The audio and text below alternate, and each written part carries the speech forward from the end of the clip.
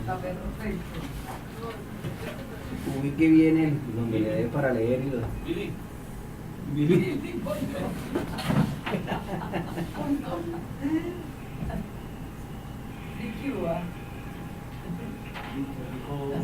Uy, qué rico. No, bueno, sí.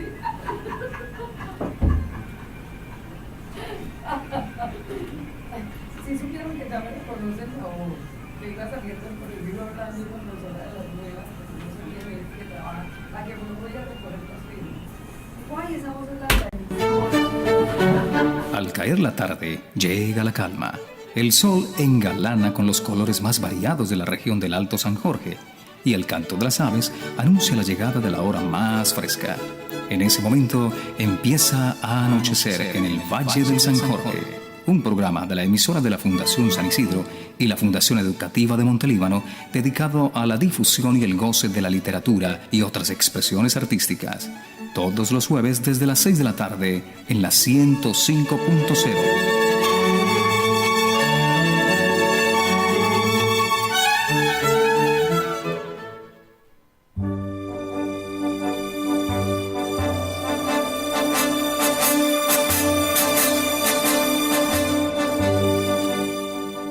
Si usted es menor de edad, le recomendamos escuchar el siguiente programa en la compañía de sus padres o un adulto responsable. Muy buenas tardes para todos nuestros oyentes en Montelíbano y la región del Alto San Jorge, que nos sintonizan a través de la emisora comunitaria La 105 de la Fundación San Isidro. Muy buenas tardes también para los que nos escuchan en otras latitudes de Córdoba, Colombia y el mundo a través de internet. Mi nombre es Javier Riveros y en la tarde-noche de hoy me acompaña la profesora Marta Zuluaga. Profesora, muy buenas tardes. Buenas tardes, Javi. Gracias. La profesora Claudia Garzón. Buenas tardes. El profesor William Darío Botero. Muy buenas tardes. Y el profesor David López. David, ¿cómo estás? Muy bien, Javier. Bueno, hoy es 6 de febrero de 2014. Ha llegado la hora más fresca. A partir de este momento empieza a anochecer en el Valle del San Jorge, bajo la dirección general de Jorge Velázquez y con el apoyo de Jairo Muñoz en el Control Master de la 105. Este es nuestro segundo programa sobre el escritor colombiano Álvaro Mutis. Pueden participar en el programa llamando al 772-0668 aquí en Montelíbano y también nos pueden sintonizar en internet en vivo en www.la105.webnode.com. Yo deletreo eso por seguridad porque de pronto mi inglés no funciona muy bien, pero lo haré de corrido. www.la105 en número .webnode.com.co. Bienvenidos.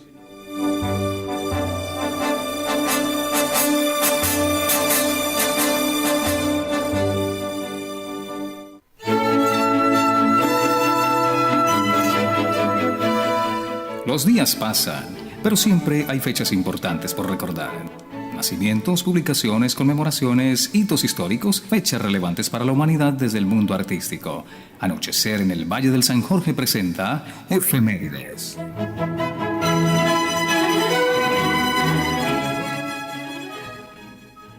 Cosas que han pasado un 6 de febrero como hoy. En 1564 nace Christopher Marlowe, dramaturgo inglés. En 1899 termina la guerra entre España y Estados Unidos.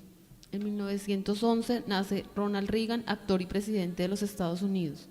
En 1912 nace Eva Braun, mujer de Adolfo Hitler.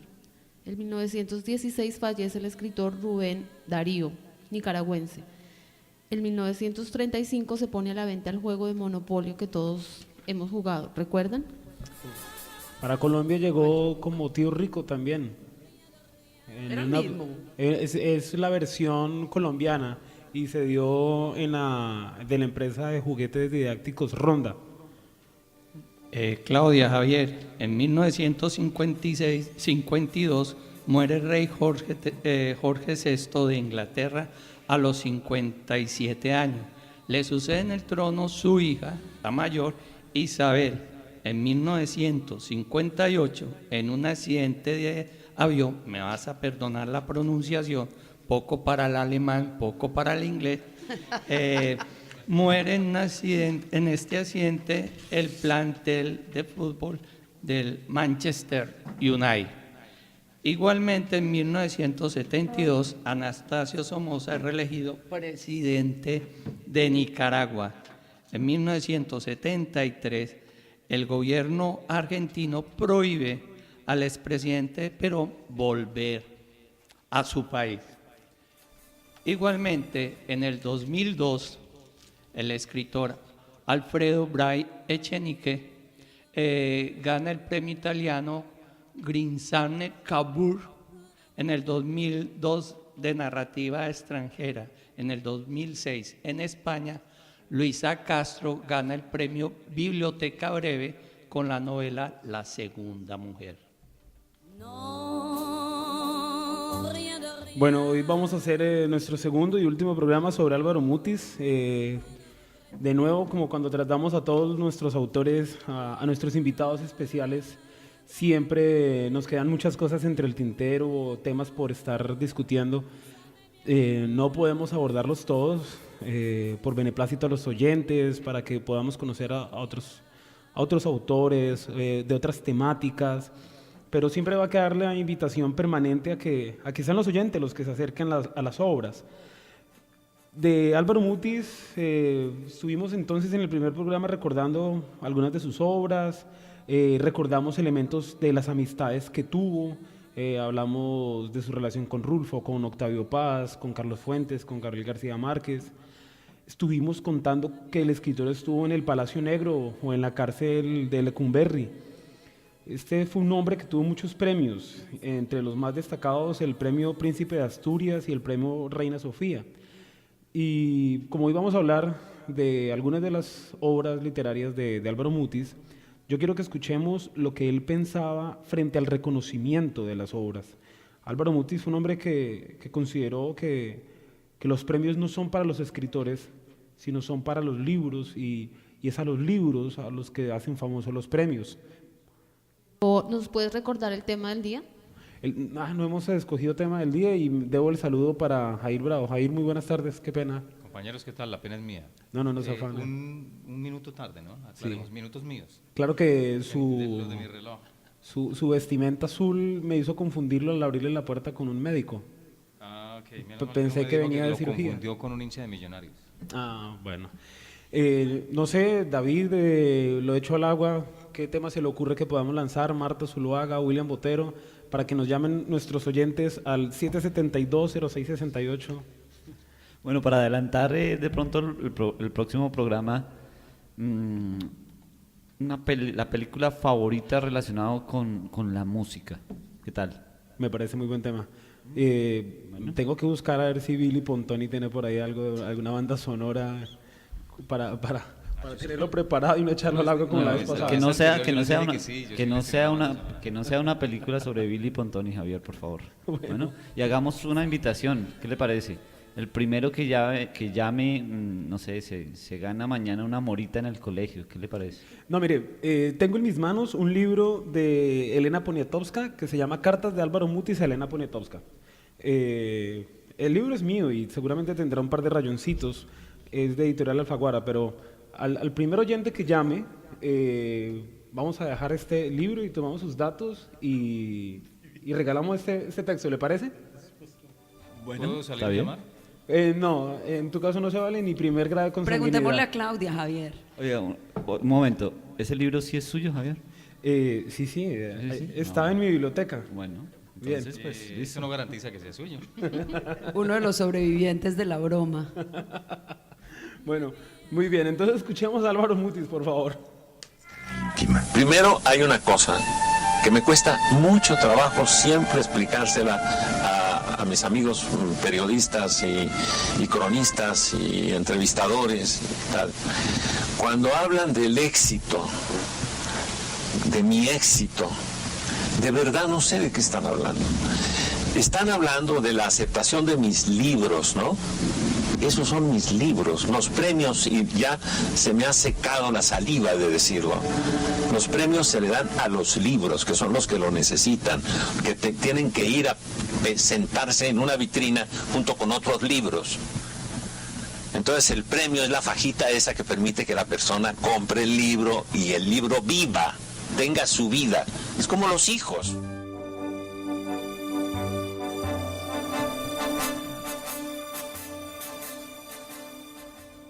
Dentro de la labor del poeta, que contiene una función de vigía, es común encontrarnos con el escritor que nos hace la descripción de nuestro mundo con otras palabras, o nos señala elementos que comúnmente no vemos.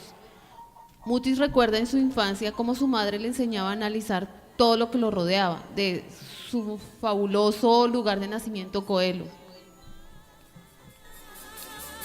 De él hay un audio por ahí frente a lo que su mamá le decía. Es que ese audio que sonó es para recrear la infancia, ¿no? La infancia de la cuna. Sí, es la enseñanza de la madre, las enseñanzas de la madre, es el audio que él recuerda en esa etapa. Vamos a escucharlo. Estos son coletazos de Navidad, lo siento. Avec mes souvenirs, j'ai allumé le feu, mes chagrins, mes plaisirs, je n'ai plus besoin de balayer les amours. Lo que no perdonaba a mi madre era la ligereza frente a las cosas importantes de la vida. ¿No? Entonces, claro, vea bien. Si no, deje que le pasen las cosas de frente y que usted no... Mire, sepa mirar. Ya sea un cuadro, ya sea un río, ya sea un animal, ¿no? Ya sea una planta, pero mire bien. Lo que me estaba diciendo es, tenga en la conciencia de que detrás de cada cosa que mire está usted. Es algo que te está diciendo, yo soy tú.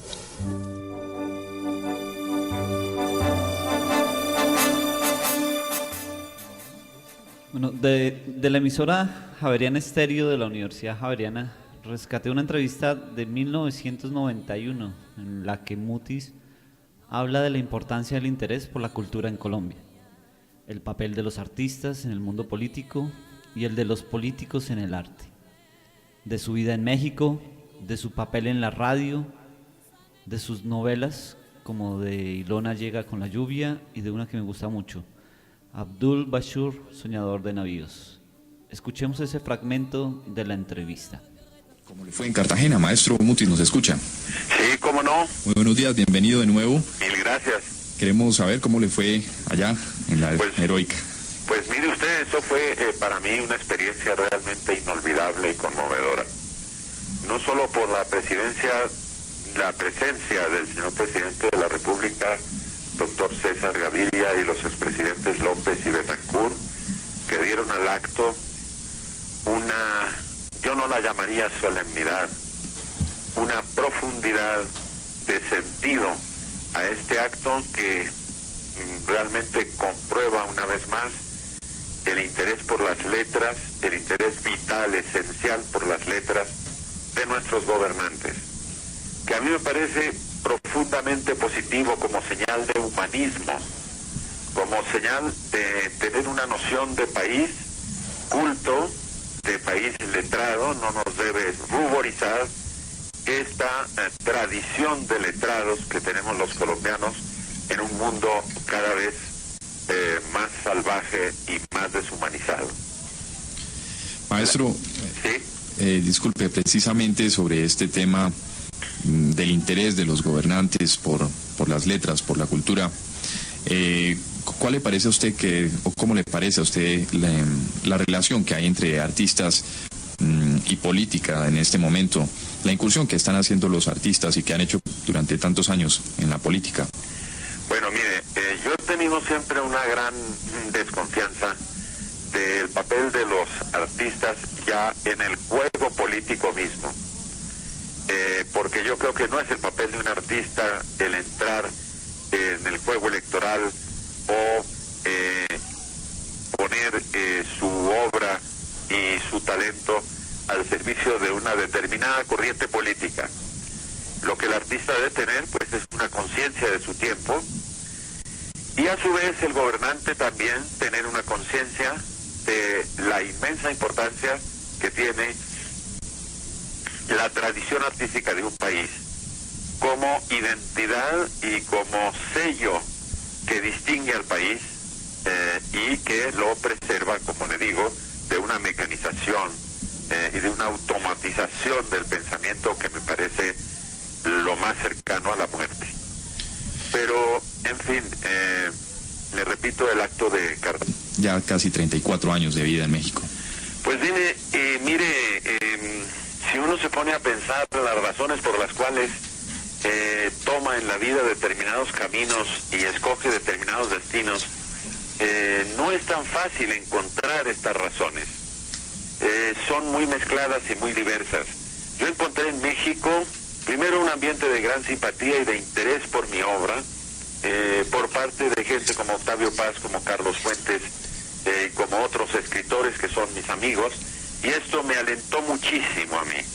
Por otra parte, la actividad intelectual en México es profundamente dinámica, profundamente inquietante, profundamente original, y esto me sirvió también de pretexto, casi diría yo, para irme quedando en México. Ahora lo que pasa es que después de 34 años, pues se establece uno allí sus bases prácticas de vida cotidiana, lo cual no quiere decir que yo no siga siendo profundamente colombiano y que en mi obra siga pensando y trayendo a cuento a Colombia y su paisaje y su gente con un entrañable cariño por lo colombiano. De mis 6 novelas, 3 suceden en Colombia: La nieve del almirante, Un bel morir y Amílcar. Y precisamente la novela titulada Ilona llega con la lluvia. Algunas fuentes de inspiración para esta novela, maestro. Bueno, Ilona llega con la lluvia es la segunda novela que yo escribí de la serie dedicada a Macrol el Gaviero. Después siguió la última escala del Tram Steamer, y después siguió Amílcar, y ahora acabo de terminar y de entregar a mis editores Abdul Bashur, Soñador de Navíos. Todas ellas tienen un personaje central que es Macrol el Gaviero. Generalmente ponen los periodistas Magrol con G, es con Q el nombre de este amigo que me pone a trabajar más de la cuenta. De todas maneras, la inspiración de Ilona llega con la lluvia, pues me viene de mis experiencias de viajes por América Latina y sobre todo por Panamá. Se me ocurrió que sería interesante hacer de Panamá el escenario de esta novela. Y en verdad, yo, con todas las reservas que quedan siempre, los temores y las perplejidades que quedan, yo en general estoy contento de haber escogido Panamá. Creo que funciona muy bien en la novela como escenario. Bueno, entonces, pues, al explicarnos usted, al ampliarnos esta información, pues sí, un poco sobre la última, la que va a publicar. Pues Abdul Bashur, Soñador de Navíos, es una novela que cumple con un anhelo que yo he tenido desde hace algunos años, de contar la historia de este gran amigo cómplice del Gaviero que se llama Abdul Bashur. Yo sentía que esta aparición de Abdul Bashur en los libros anteriores, en los 5 libros anteriores, como que no dejaba todo el campo que Abdul podía ocupar en la narración de los episodios de su vida, y terminé haciendo la novela como una especie de homenaje a Abdul Bashur, y acabó finalmente siendo el testimonio del mismo Macrol sobre Abdul Bashur, que no era lo que yo me proponía. Pero de todas maneras vamos a ver el público y los amigos de Macrol qué piensan de las experiencias de este cómplice del Gaviero. Maestro, por último, pues usted ha participado también en la empresa privada a lo largo de su carrera y específicamente en el cine, como también de la locución. Quería preguntarle al respecto sus pues lo que ha aprendido, lo que ha tomado usted al lado de las empresas cinematográficas, y también háblenos sobre la locución cuando se desempeñaba como locutor. Pues para comenzar por el final de la pregunta, le cuento que yo soy muy orgulloso de haber sido locutor y sigo sintiéndome locutor. Esto fue mi primer trabajo en la Radio Nacional, fui locutor de noticias, fui radioactor y tuve a mi cargo una crónica de actualidad literaria. Y la actividad y la profesión de locutor es una profesión que yo quiero muchísimo.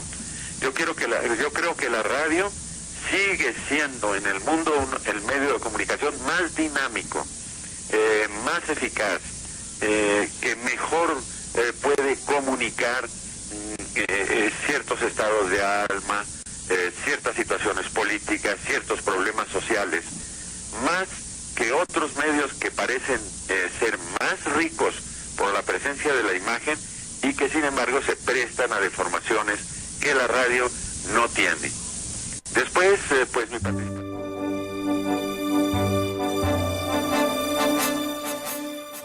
Ahí me llama mucho la atención la importancia que no solamente le da o que le dio en esta entrevista Álvaro Mutis a la radio y a su papel en la radio, sino al papel que desempeñó.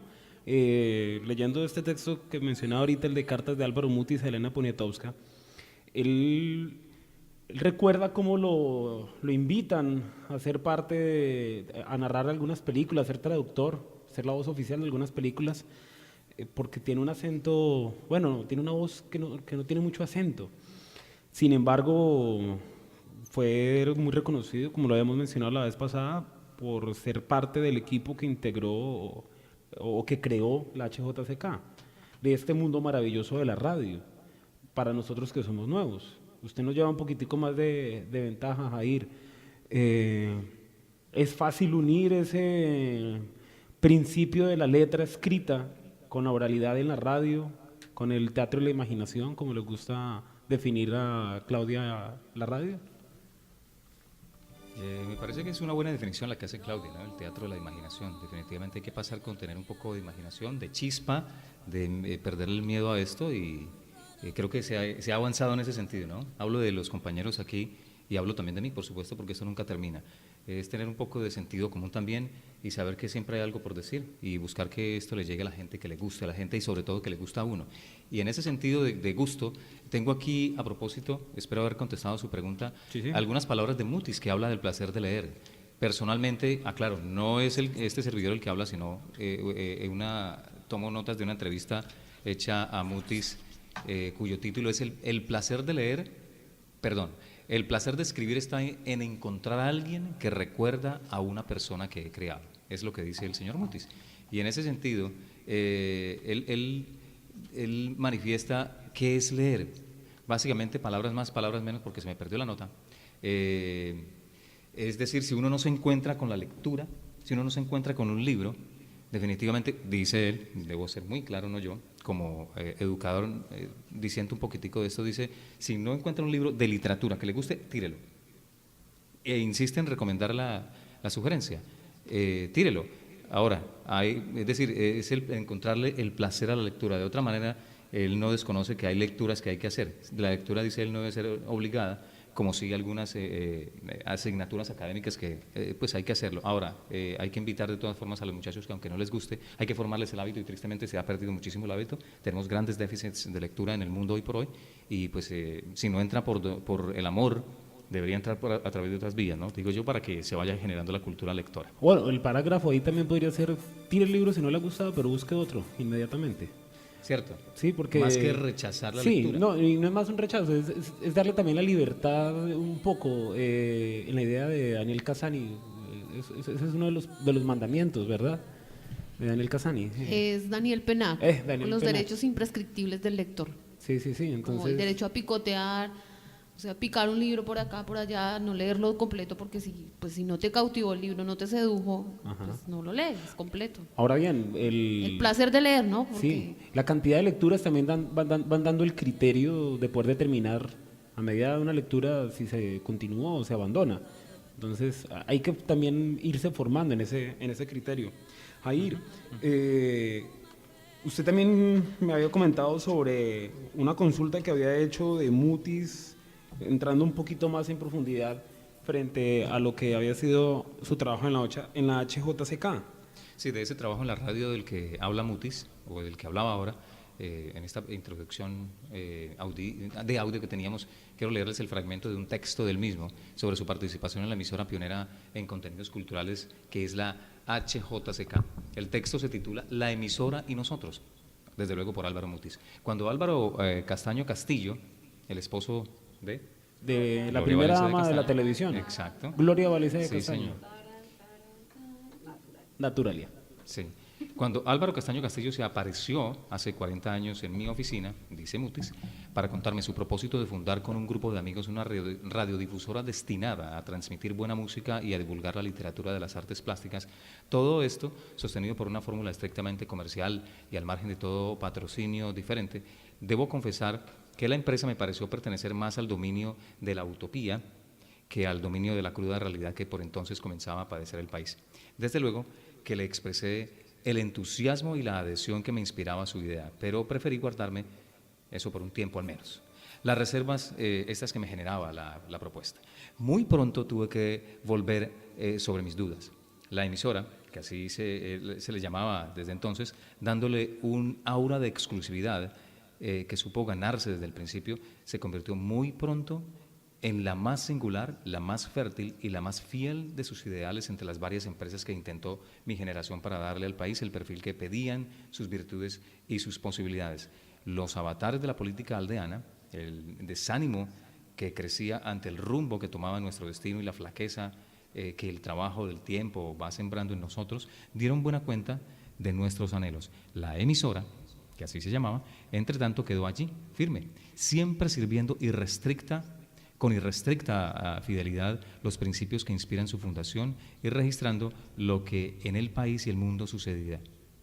Eso de valioso y de gran valor y de gran memoria, es decir, memorable en el campo de las letras, decía nuestro autor convocado para hoy. Una emisora que solo tiene vestigios en internet actualmente, perdió o digamos que le tocó ceder su frecuencia por problemas de la cantidad de oyentes que tenía, solo queda en internet, pero conocidísima también por el viejo refrán o lema de la emisora de la inmensa minoría.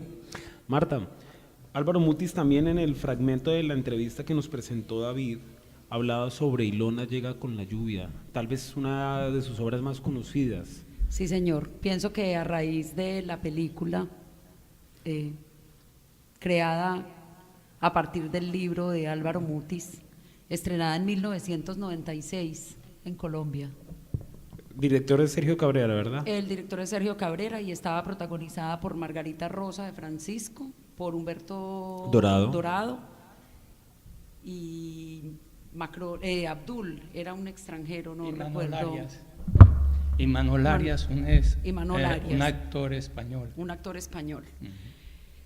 Pues uno de los libros favoritos, de verdad.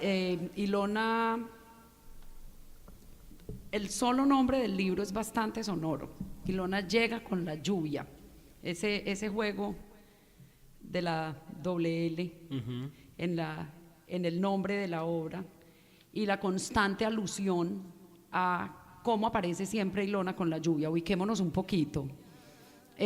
Macrol está a bordo del Hans Stern, del capitán Huito, y entonces él lo pierde, está supremamente endeudado, lo pierde, se suicida y, como siempre, en el destino trágico de Macrol, queda tirado en Panamá sin un peso, sin saber qué hacer, esperando a Abdul, que está en otra de sus empresas locas tratando de conseguir un barco que esta vez sí los va a sacar de los aprietos, como todas las ilusiones que se tejen ellos.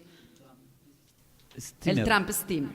Y empresas quijotescas, ¿no? Exactamente. Entonces, lo primero que quiero resaltar es, en Ilona llega con la lluvia, Macrol recuerda las veces que se la encontró y la vez que la conoció y pues como es de esperarse, siempre está presente la lluvia en los encuentros de ellos.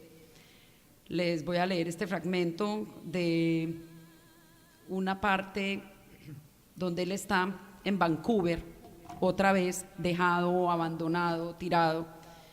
Dice: me guarecí en la primera entrada que encontré. Se trataba de un pequeño hotel con ciertas pretensiones de lujo, en cuyo vestíbulo, fuera de las sillas de costumbre y las mesas con periódicos y revistas más o menos atrasados, había algunas máquinas tragamonedas. La vi de espaldas, manipulando una de las máquinas que producía toda suerte de sonidos y campanilleos.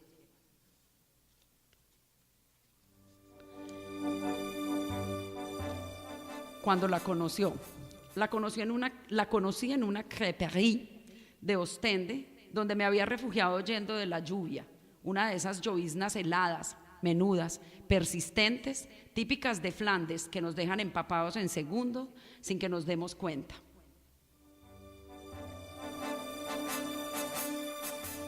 Otra alusión. No volvimos a vernos por varios años hasta que un día me la encuentro al subir al ferry que lleva a la isla de Man.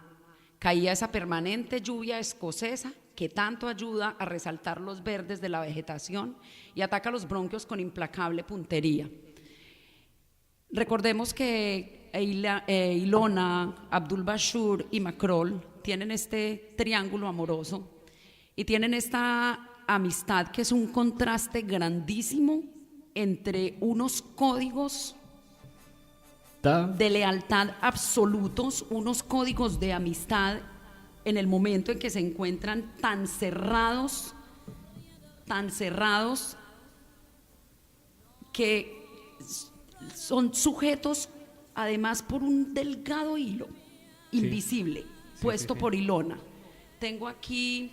Tal vez Ilona es el puente, uno de los puentes que mejor los comunica, que mejor les da paz en algunas situaciones, los une en la tranquilidad. Es la que tácitamente traza esos hilos. Ubiquémonos en una película de Misión Imposible, en la película de Misión Imposible cuando están ingresando a la bóveda, que están los rayos láser, imperceptibles pero intocables. Esa era la relación con Ilona. Dice, la vida con Ilona se cumplía indefectiblemente en dos niveles, o mejor, en dos sentidos simultáneos y paralelos. Por un lado, estar siempre con los pies en la tierra, en una vigilancia inteligente pero nunca obsesiva de lo que nos va proponiendo cada día. Por otra, una imaginación, una desbocada fantasía.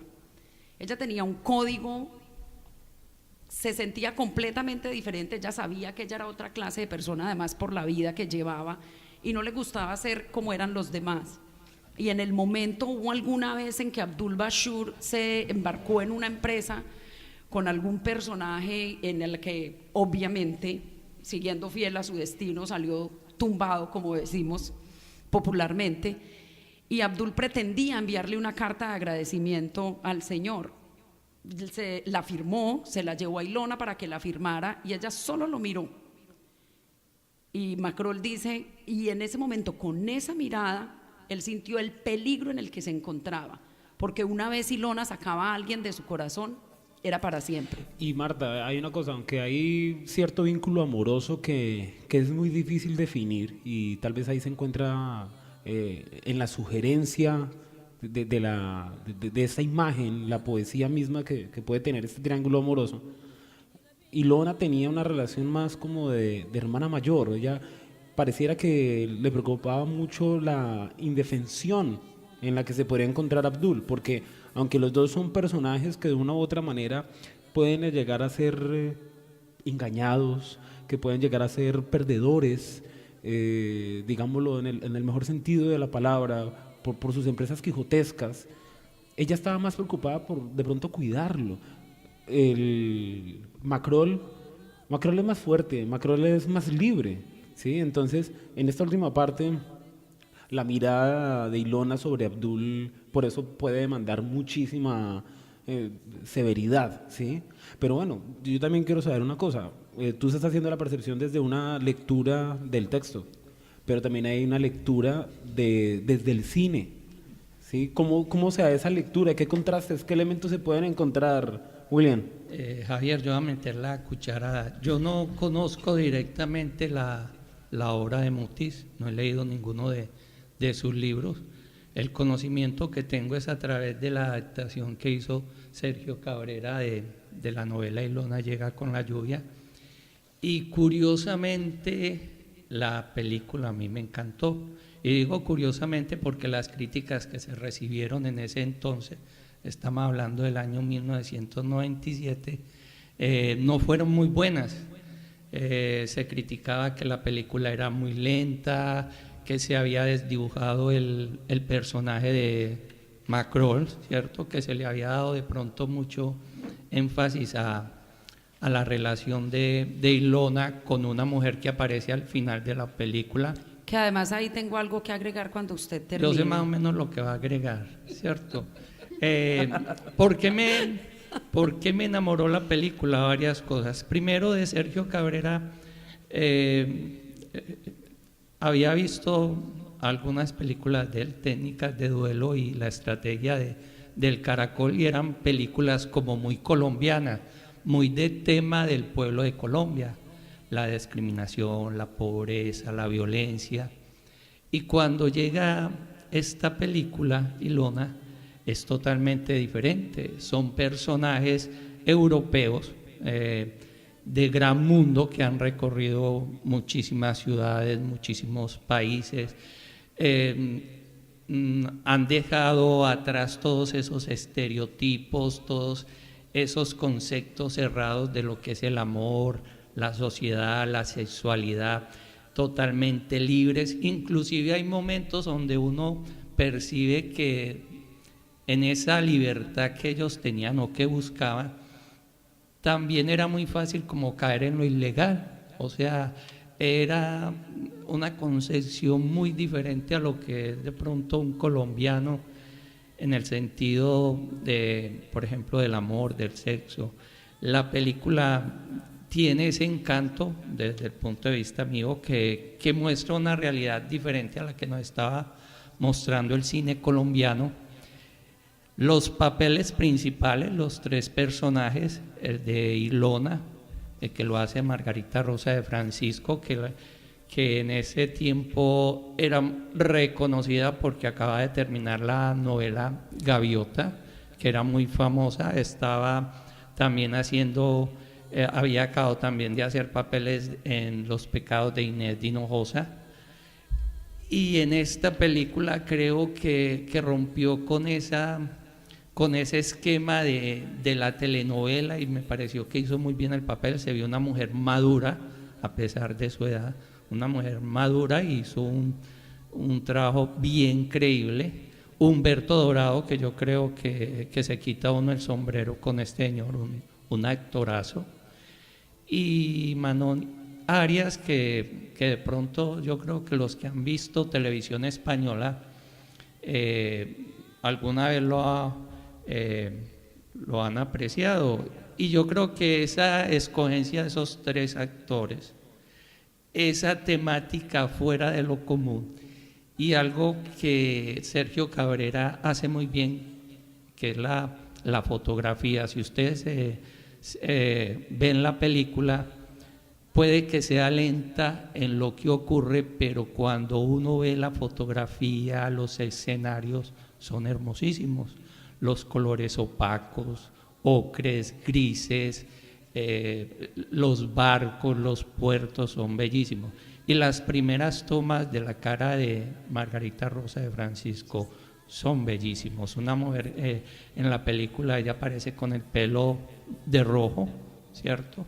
Y esa piel blanca, ese pelo rojo y esos ojos azules cautivan en la pantalla. No sé qué tan bien sería su ejercicio, su adaptación, pero a mí la película me pareció un ejercicio bien interesante y bien diferente a lo que nos tenía acostumbrado el cine colombiano. La recomiendo para que se la vea. William, hay dos cosas muy importantes de lo que acabas de decir. La primera, yo por el contrario no he visto la película, he visto fragmentos, pero por las descripciones que haces, Marta creo que se ha visto la película, sí, y puede dar fe que lo que ha dicho William es verdad. y es verdad. Sobre todo que cuando, perdón que te interrumpa Javier, cuando uno lee el libro y ve la película, pues está la imaginación contra la imaginación propia contra la imaginación del que adaptó el guión. Sergio Cabrera. Respetando todas las libertades que existen en la adaptación de un libro para un guión, obviamente. Que es la comparación de la película que uno se hace en la cabeza con la comparación de la adaptación. Pero la adaptación, por ejemplo, la descripción de fotografía que hace William no es muy lejana a la que uno se hace de la lectura de algún texto de Mutis. Entonces, me llama muchísimo la atención cómo eso se da. William, además hay otra cosa, parte de ese poco reconocimiento que tiene Mutis es porque Mutis, digamos que se sale de esa estructura convencional de la historia en Colombia, bien sea la historia un tanto literaria, cargada de costumbrismos de una u otra manera, y que también se refleja o en el cine o en la televisión. Entonces, digamos que ese es uno de los elementos por los cuales Mutis no fue muy conocido. Miren, vamos a hablar de Abdul Bashur también, pero antes de Abdul Bashur, quiero que escuchemos un pequeño poema de Mutis que se llama Amén. Amén. Que te acoja la muerte con todos tus sueños intactos. Al retorno de una furiosa adolescencia, al comienzo de las vacaciones que nunca te dieron, te distinguirá la muerte con su primer aviso. Te abrirá los ojos a sus grandes aguas, te iniciará en su constante brisa de otro mundo. La muerte se confundirá con tus sueños, y en ellos reconocerá los signos que antaño fuera dejando, como un cazador que a su regreso reconoce sus marcas en la brecha. David, estaba tomando un fragmento del mismo texto que he mencionado a lo largo de estos dos programas. Dice Álvaro Mutis, cuando llega a México, al año de llegar, trabajé también para Telerevista y Cine Verdad de los hermanos Barbachano Ponce, como vendedor de publicidad. De pronto, empecé a sentir que una gente me seguía en la calle hasta que una tarde, A.G., así le pondremos, el agente, me encontró en el café de Televisa y dijo que me iba a detener hasta deportarme a Colombia. Nos hicimos amigos. Si yo no intentaba fugarme y acudía una vez por semana al Sanborns de la Fragua, perdonen mi pésimo francés, él me protegería. No habría orden de extradición. Conversamos durante horas, tanto que de él tomé muchos rasgos de carácter para mi personaje Abdul Bashur. Este tipo se vuelve un cómplice y es un cómplice de Macrol, Abdul. ¿Qué más sabemos de Abdul? ¿Qué más se puede decir de Abdul, David? Bueno, Javier, primero habría que contarles a los oyentes que la novela de Abdul Bashur hace parte de una especie de, ¿cómo llamarlo?, saga, titulada Empresas y Tribulaciones de Magrol el Gaviero. ¿Sí? Allí se incluyen, si no estoy mal, el Tram Steamer, Ilona llega con la lluvia, un bel morir, Amirbar, Daniel del Almirante, Amirbar también. Bueno, unos datos ahí como para confirmar. Y en Abdul Bashur, Soñador de Navíos, se plantea una búsqueda interminable del barco soñado. ¿Sí? El barco soñado es un tramp steamer, ¿sí?, que siempre se le escapa de las manos. Siempre puede de alguna forma divisarlo en el horizonte o en cualquier puerto, pero alguien o ya lo compró, o ya está comprometido, o hace parte de los, ¿cómo llamarlo?, de los barcos de empresas navieras. Es imposible para él alcanzarlo. ¿Sí? Tram Steamer es como la versión de la utopía, ¿no?, del ideal de él que nunca es posible de alcanzar. En esta historia hay tres ejes fundamentales que se tejen entre Magrol y Abdul Bashur, ¿sí? Una es el amor al mar. Los dos personajes son viajeros eternos, ¿sí? No les da mareo, a mí me da mucho mareo, pero a ellos nunca les da mareo en toda la novela, ¿sí? Hay un sentido de la fatalidad enorme, ¿sí? La muerte está allí, en la mano izquierda, siempre jugando, y no hay miedo ante su presencia. El inquebrantable sentido de la amistad que nos hablaba Marta, ¿sí? A pesar de que amaban en la novela a la misma mujer, ¿sí? Y ese juego, hay un juego de rasgos de contrastes, ¿sí? Dobles, porque Abdul es muy iracundo, tiene una fuerza implacable que no media control, mientras que Macrol es un poco más frenado, ¿sí? Él no confronta a sus enemigos. ¿Sí? ¿Por qué? Porque de alguna forma él es como si le pensara o le dejara a la vida, ¿sí? El castigo, ¿sí? a esos personajes, ¿sí?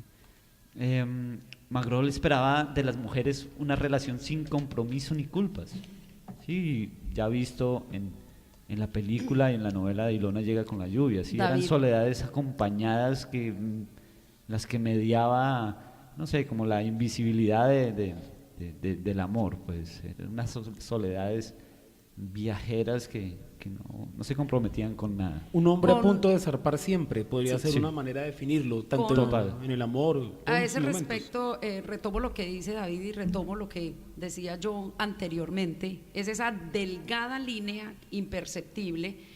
En Ilona llega con la lluvia, cuando Macrol interroga, no la interroga, ya le da el permiso de que hable sobre su relación con Larisa, porque es tanto el respeto que ni siquiera se atreve, él espera a que ella abra esa puerta y lo invite a seguir. Él le dice, él le pregunta, no sé hasta dónde han ido los lazos que te unen a la chaqueña. Cuando están hablando de Larisa, ella le contesta, contestó, no he estado con ella en la cama, si es lo que quieres precisar. Eso no tendría mucha importancia. Me conoces lo suficiente como para saber que no son esos los lazos que me obligan a cambiar de vida. Es algo más hondo y más terrible. Entonces, es ese juego entre la profundidad del afecto, el gozo de la amistad, el gozo del triángulo amoroso, pero a la hora de la verdad no hay absolutamente nada dentro de ellos. Entre ellos no hay absolutamente nada. Cada quien puede irse para donde quiera y hasta que se vuelvan a encontrar. Y en palabras de Mutis es ser libre y dar la libertad, en algo que le había leído. William. De lo que está hablando Marta, yo creo que lo primero que a uno lo sorprende, sobre todo a las personas que no hemos leído la novela de Ilona, es la primera escena que se están despidiendo Ilona y los dos amantes. Uno los ve cogidos de gancho caminando por una acera del ferrocarril y de pronto Ilona se lanza hacia Macrol, le da un beso apasionado, pues si uno lo ve muy natural, y de pronto da la espalda y le da un beso también igual de apasionado a Bachur. Entonces yo creo que desde el principio la película trabaja esa como dualidad en el sexo que le da a uno para pensar muchas cosas, y yo también estoy seguro que Ilona en ningún momento en la película da la sensación de que haya tenido alguna experiencia lesbiana. A pesar de que ella sí había tenido relaciones con mujeres, dentro de su infinita libertad ella consideraba al ser humano como ser humano. Pero no era eso lo que la ataba a Larisa, era la fatalidad. Sí, el destino. Yo creo que inclusive el final que tienen las dos mujeres, cuando Ilona va a buscar a Larisa en el buque, en el Lepanto, a decirle que ya no va a trabajar más en el burdel, ¿cierto? Porque realmente lo que tenía era un burdel. Larisa sabe que ahí terminó ya todo, y que Ilona también no tiene otro destino, y es la que cuando prende el gas para que las dos mueran. Bien. William se vio la película hace poquito, ¿sí, no? Sí, muy poquito, bien.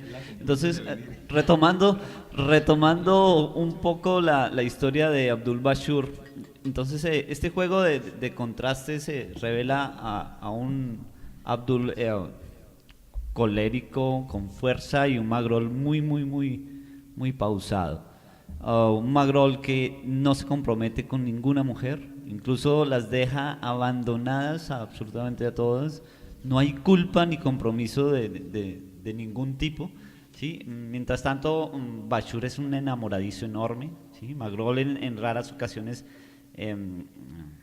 se comprometía profundamente en cuanto al amor, una estima enorme por el contacto por el eterno presente de las relaciones, pero siempre miraba el horizonte. Como de buen nuestra marinero. niñeza del mar. Dime. Como buen marinero. Total. Sí, es la imagen típica del marinero que deja un amor en cada puerto. Y bueno, también no solamente amores pasionales, amores de las empresas, de las ideas. Esa palabra, ese título que nos referenciaba hace un momento David, de empresas de tribulaciones, es magnífico. Las empresas como en las que se metía el Quijote, y las empresas, no sé si valdría la locución, per se, por hacerlas, por la necesidad de vivir. Prácticamente cuando se acaban esas empresas, es en un bel morir que Macorol acaba su existencia, y eso llama la atención. Abdul, mientras por el contrario era muy generoso con los demás, sí, pero se sentía una especie de balance de pérdidas y ganancias. Se le notaba como al final un sentimiento no sé si arrepentimiento por haberlo entregado todo, pero sí como un dejo de ¿qué hice? Más o menos. Sí, sí. Magrol era un ciervo sin tierra. No, un ciervo no, ¿cómo llamarlo? Un ave sin tierra, ¿sí? Mientras que Abdul Bashir era, en la novela, no sé, mantenía como un deseo de estar cerca a los suyos y encontrar el calor de sus más queridos amigos, ¿sí? Entonces este contraste termina como en una armonía enorme no sé si de un Quijote y su alter ego, llamemos el Quijote Magrol y al alter ego Abdul Bashir, en el contraste de esa búsqueda de la utopía que nunca acaba. ¿Sí? Pero como no sé, parafraseando algo, alguien decía algo así como la utopía, cada vez que la vemos en el horizonte, damos 10 pasos y la utopía se aleja otros 10 pasos. Así es como la sensación de Abdul Bashir en los barcos. Nunca encuentra descanso, nunca encuentra tranquilidad, nunca encuentra quietud. Esa imagen que dice David del ave, del pájaro sin tierra, es muy parecida a la descripción de Baudelaire en El Albatros. Jair, ¿ibas a decir algo? Sí. Déjeme, yo busco.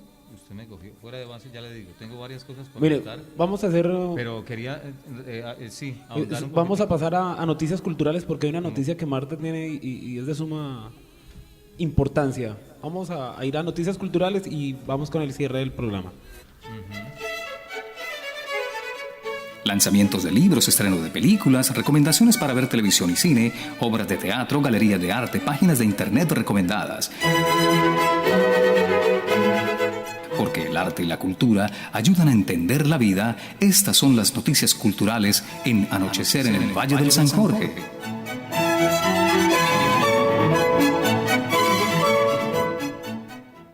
Bueno, muchachos, el fin de semana pasado se llevó a cabo la 9ª edición del High Festival Cartagena de Indias. Fue desde el 30 de enero al 2 de febrero de 2014. Es un encuentro con la cultura. Tuvo eventos no solo en Cartagena, sino en Riohacha, Valledupar y Medellín, que se sumaron con charlas y conferencias entre los escritores y artistas. Pues entre los que encontramos están Ricardo Piglia, Rosa Montero, Laura Restrepo, Gael García Bernal. A propósito, díganle a Nuri que les muestre la foto con Rosa Montero. Irving Welsh, Beatriz Preciado, Joanny Sánchez, Juan Campanella, Cés Nuteboom, entre otros. Hubo la premiación del 7º Concurso Nacional de Cuento RCN. Un ex estudiante de la Fundación Educativa de Montelíbano estuvo entre los 35 ganadores. Claudia, ¿me recuerdas el nombre de ese estudiante? El niño se llama Juan Antonio Arrieta Fuentes. Es maravilloso ver que la Fundación Educativa envió muchos cuentos, los estudiantes, y dentro de los 500 preseleccionados, digamos, tuvo 22 nominados. Un niño de noveno, un Federico, también, un muy buen cuento. Estamos en el epílogo, Jair, tú tenías una información por ahí entre el tintero. Aclarando también de antemano que este niño es de 4º grado, si no estoy mal, ¿me corrige Claudia? De 4D. Un niño Sí. de 4º grado, ok. Ahondar un poquitico más en la recomendación que hace Mutis en relación con la lectura, dado que pues habíamos anunciado que el señor dice, si no hay un contacto entre lector y escritor, definitivamente ponga el libro a un lado y busque algo más, ¿no? Así que él dice, bien, una segunda lectura, no solamente es muy válida, sino que también es muy importante porque a veces sentimos que estamos leyendo un libro nuevo. Es decir, perdimos el tiempo leyendo este libro o estoy leyendo algo distinto o desaprendí algo o aprendí algo. Siempre hay otro pequeño universo escondido después de la primera lectura. El poder de la relectura. Y relectura. una tercera quizás nos amplíe un poco más o nos cambie, nos amplíe, no necesariamente un poco más, sino bastante más el panorama de la lectura y encontrar otros pequeños mundos ahí subyacentes. Además se siente supremamente bien, Jair. A Mutis yo lo leí en el 96, tenía una sensibilidad especial porque estaba embarazada y volverlo a leer ahora después de ¿cuántos años? Casi 18. Casi 18 años. Español, ¿no? No de matemáticas, muy bien escogida mi profesión. Es increíble porque hay unos elementos, ya ha trasegado uno por este camino de la vida y es lo que usted dice, es como reencontrarse con el libro, hay unos puntos comunes, pero hay cosas que se develan, hay situaciones que se develan fascinantes, que uno no las vio en ese momento. Al momento de hablarnos, yo no pienso solamente en nosotros como pues, educadores, sino que también pongo los ojos en los estudiantes, es decir, no está mal para papás ni para estudiantes leer un libro, no está nada mal releerlo cuantas veces sea necesario mientras haya el placer de la lectura, sí. Definitivamente.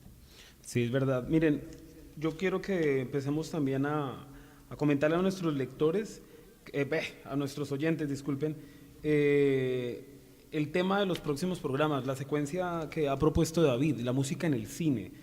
Yo creo que van a ser una serie, vamos a tener unos programas muy ricos. Estoy pensando Casablanca, estoy pensando en Tarantino, en Hitchcock, ¿en qué más, William?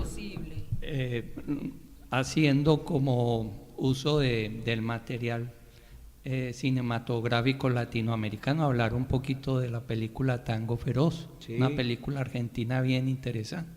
Del cine argentino, del mexicano, las rancheras también. Vicente tendrá, es una serie de programas que creo que nos van a dar gusto de hacer y en la que esperamos que nuestros oyentes no sean tan tímidos y nos llamen.